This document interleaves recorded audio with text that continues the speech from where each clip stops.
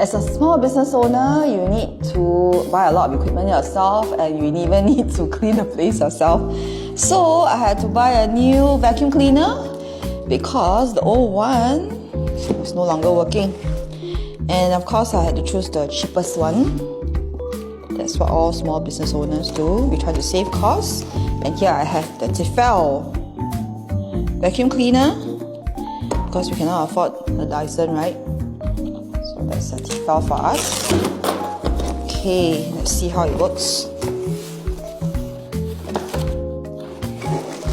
Oh my god, so many tubes.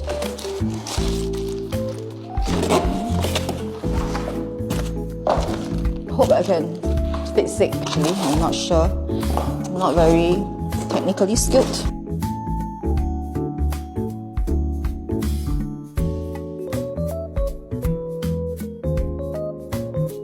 Okay, I guess we can start. Very easy to fix. Now we can try it out. Let's try it out.